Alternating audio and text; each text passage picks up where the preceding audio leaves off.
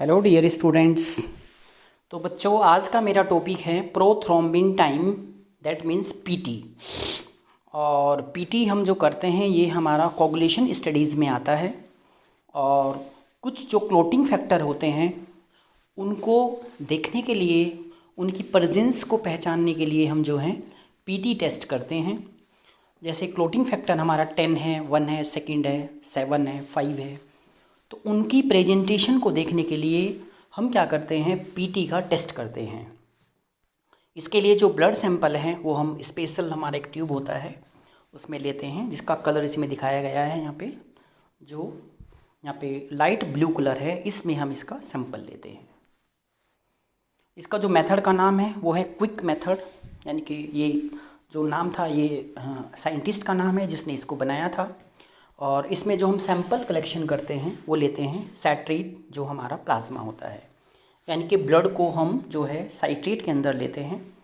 जो साइट्रेट होगा वो 0.2 ml होगा और जो हमारा ब्लड होगा वो 1.8 ml होगा।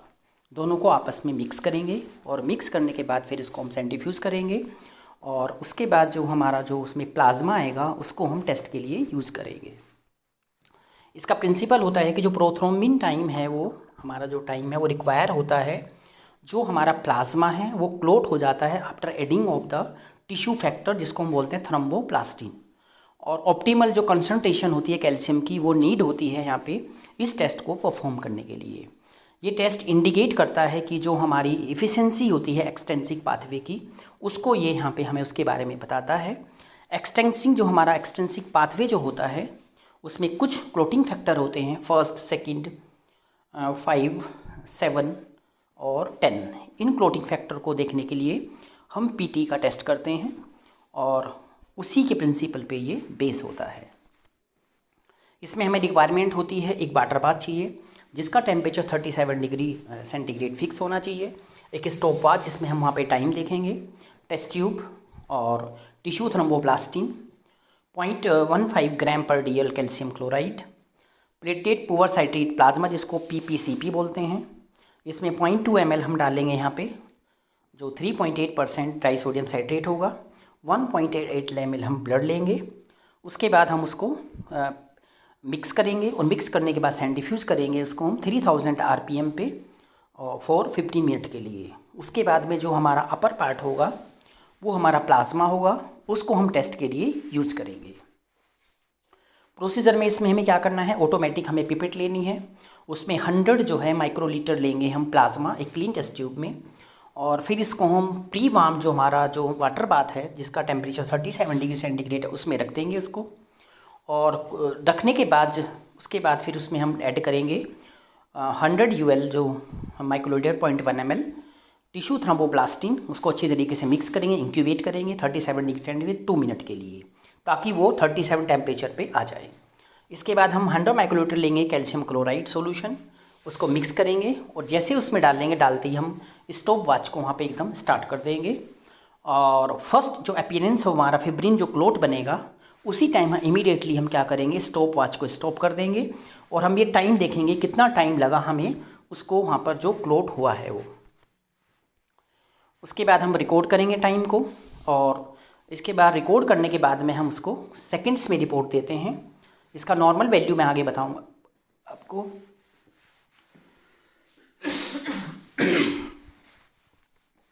इसका नॉर्मल वैल्यू है इसमें टेस्ट के हिसाब से 12 to 15 सेकेंड्स, यानी कि इतने सेकेंड्स में जो है वो हमारा जो पीटी है वो इसके बीच में आना चाहिए। उसके बाद INR देखते हैं। INR का पूरा नाम होता है इंटरनेशनल नॉर्मलाइज्ड रेशो, यानी कि INR जो है एक इंटरनेशनल जो सोसाइटी है उसने बनाया है। WHO जो है इसको ऑर्गेनाइज़ किया था उसने, पूरा का पूरा ही बताया था मेथड। इसका होता है INR equal to PT ratio. ISI जो है इसने टिश्यू थ्रोम्बोप्लास्टिन जो था वो यूज किया था। ISI का पूरा नाम होता है इंटरनेशनल सेंसिटिविटी इंडेक्स, यानी कि इसकी जो सेंसिटिविटी है टेस्ट की हम वो यहाँ पर देखेंगे, जिसका नॉर्मल रेंज होता है 1.0 to 1.2। INR इतना होना चाहिए। फॉर्मूला है PT ratio equal to PT जो हमारा टेस्ट आया है और डिवाइड बाई जो हमारा कंट्रोल है PT कंट्रोल, उससे हम यहाँ पे इसको डिवाइड करेंगे। क्लिनिकल सिग्निफिकेंस के बारे में बात करेंगे।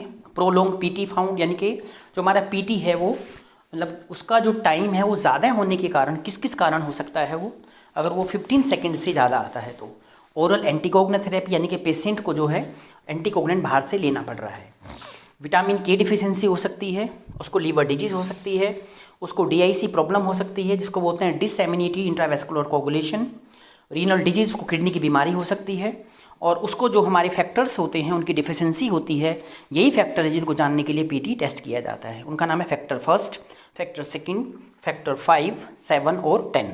ये फैक्टर देखने के लिए हम जो है यहाँ पे पीटी को मेनली करते हैं। इसमें एरर होने के चांस क्या होते हैं?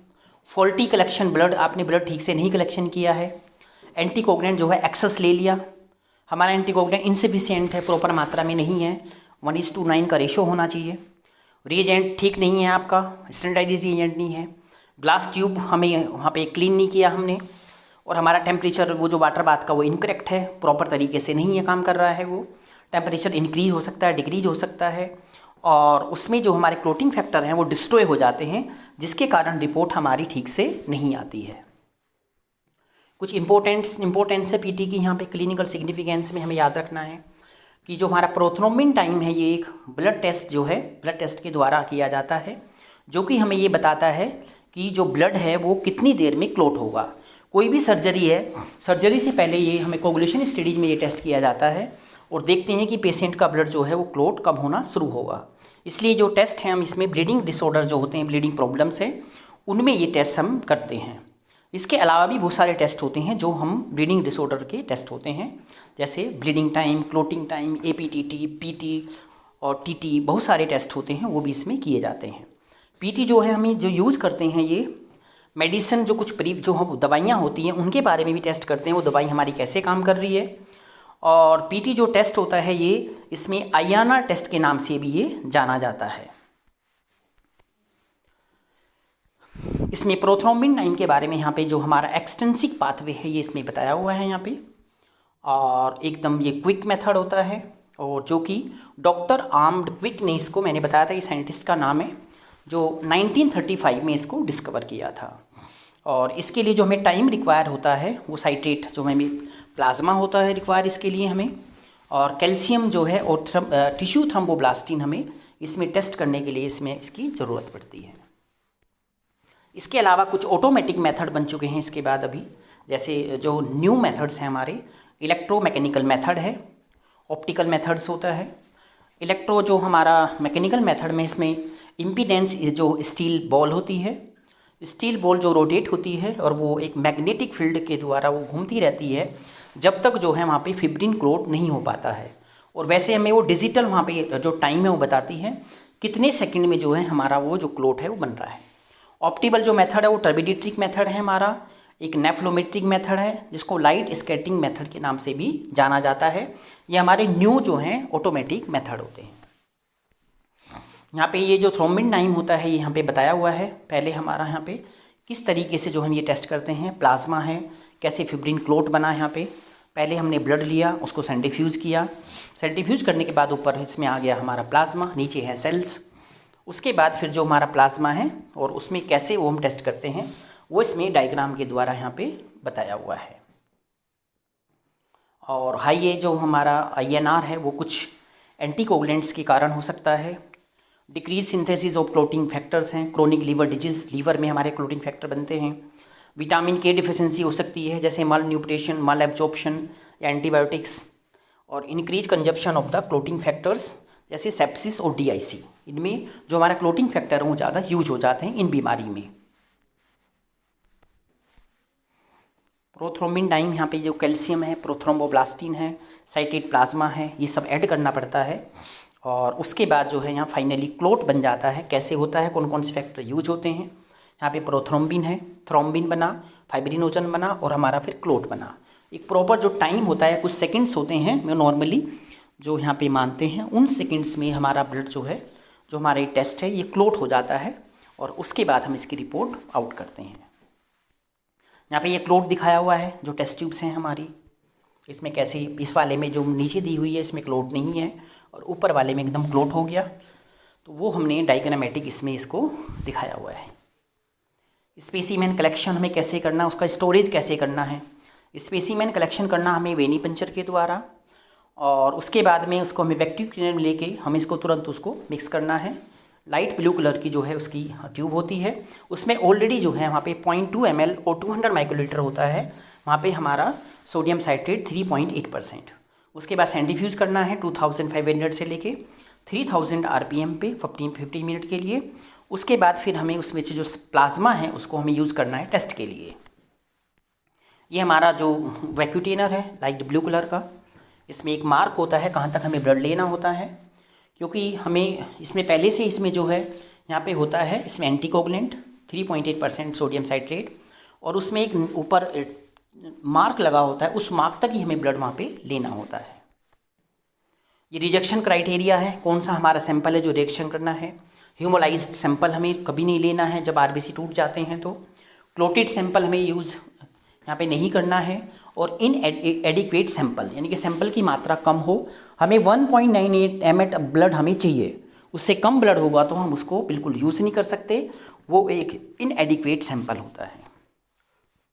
ये प्रोसीजर है जो मैंने पहले बताया था आपको कि सीरियल नंबर दिए यहाँ पे रिएजेंट है, ये हमारा टेस्ट 1, ये टेस्ट 2 और ये हमारा कंट्रोल है। 3 चीज़ यहाँ पे हम यूज करते हैं। पेशेंट प्लाज्मा हाँ लेना 0.1 ml और कंट्रोल में नहीं लेना है। जो हमारा कंट्रोल प्लाज्मा है वो टेस्ट 1 में नहीं लेना, ना टेस्ट 2 में लेना है, वो खाली हमें कंट्रोल में लेना 0.1 ml। उसके बाद उसको इंक्यूबेट करना 37 डिग्री टेम्परेचर पे, और यहाँ पे करना है हमें 60 सेकेंड फॉर 1 मिनट के लिए करना है, इसको नहीं करना है कंट्रोल को। और उसके बाद कैल्शियम क्लोराइड सब में डालना है 0.1 ml 0.1 मतलब 100 माइक्रोलीटर। उसके बाद जैसे ही हम इसको टेस्ट डालेंगे कैल्शियम क्लोराइड को, तुरंत हमें जो हमारा जो स्टॉप वॉच है उसको हमें स्टार्ट कर देना है। INR इंटरनेशनल जो हमारा नॉर्मलाइज्ड रेशियो होता है, ये इंट्रोड्यूस किया था इसने 1983 में WHO के द्वारा। WHO ने इसलिए इसको बताया था क्योंकि जितनी भी हमारी वैल्यूज़ होती हैं अलग अलग लैब्स की, वो थ्रोम्बोप्लास्टिन के बेस पे रिएजेंट हम वहाँ पे यूज़ करते हैं। सारी लैब्स को जो हमें कंट्रोल करना है, कहीं पे कोई गड़बड़ ना हो जाए, तो उसके लिए जो है INR रेशो बनाया था, और इसलिए थ्रोम्बोप्लास्टिन जो रिएजेंट होता है वो डिस्ट्रीब्यूट किया जाता है calibrated against the WHO reference preparation. तो ये सबको भी मालूम होना चाहिए कि ये कैसे बना, कहाँ से आया, क्यों बना। और कैलिब्रेशन जो है उसको जो कैलिब्रेट करते हैं उसको बोलते हैं इंटरनेशनल सेंसिटिविटी इंडेक्स, ISI होता है, वो इंडेक्स अवेलेबल होता है, उसमें देख के हम जो है आगे कैलकुलेशन करते हैं। ये हमारा INR है, INR इसको PT पेशेंट का, और गैसोमेट्रिक मीन्स ऑफ जो हमारा नॉर्मल PT है, और ISI जो उसमें आएगा वो उसके ऊपर रेशो वहाँ पे लगाया जाएगा। ISI वैल्यू जो है वो एक मैन्युफैक्चरिंग के द्वारा जो हम सामान लेंगे, जो हम रिएजेंट लेंगे, उस रिएजेंट के द्वारा वो प्रोवाइड होती है, और वही वहाँ पर हम उसको लिखेंगे। यहाँ पे ये जो कुछ यूज़ हैं यहाँ पे INR के लिए, ये PT जो है रिजल्ट जो इसके ऊपर हम कंपेयर करते हैं अलग अलग लैब्स के लिए। जितनी भी वर्ल्ड में लैब हैं सब जो हैं वो INR को यूज़ करती हैं। INR जो है ये पेशेंट जो हम ले रहे हैं यहाँ पे कोई और एंटीकोगुलेंट तो नहीं ले रहा है, या कोई अदर जो हीमोस्टैटिक सिस्टम है उसमें कोई इवोल्यूशन करने के लिए, ये सब चीज़ें हम यहाँ पर इसको यूज़ करते हैं। डिसएडवांटेज क्या है इसका, ये इनकरेक्टली जो INR वैल्यूज़ होती हैं ये इसको कैलकुलेट इनकरेक्टली करेगा तो उसको डिसएडवांटेज होगा। इनकरेक्ट ISI जो है ठीक से नहीं लिया उसने थ्रोम्बोप्लास्टिन का रिएजेंट का जो कंपनी ने बनाया है, तो भी इसमें प्रॉब्लम है, उसका रिपोर्ट ठीक नहीं आएगा। क्लिनिकल सिग्निफिकेंस है PT जो है इंक्रीज कब हो जाता है, DIC में, डिसएमिनेटेड इंट्रावेस्कुलर कोगुलेशन में, लीवर डिजीज में, विटामिन के डिफिशेंसी में, ओरल एंटीकोगुलेंट थेरेपी किसी को चल रही है बाहर से लेना पड़ता है, और जो कुछ हमारे फैक्टर होते हैं 1st, 2nd और उसके बाद 5 और 10th फैक्टर की डिफिशेंसी में ये इंक्रीज हो जाता है, बढ़ जाता है। थैंक यू बच्चों। आज का जो हमारा जो टॉपिक था वो था प्रोथ्रोम्बिन टाइम एंड INR। इसको लेबोरेटरी में कैसे करते हैं, इंक्रीज होने से क्या प्रॉब्लम हो जाती है इसमें जब बढ़ जाता है। तो आप इस वीडियो को देखो और इससे जो हमें PT लेबोरेटरी में कैसे करना है उस नॉलेज को आप गेन करो।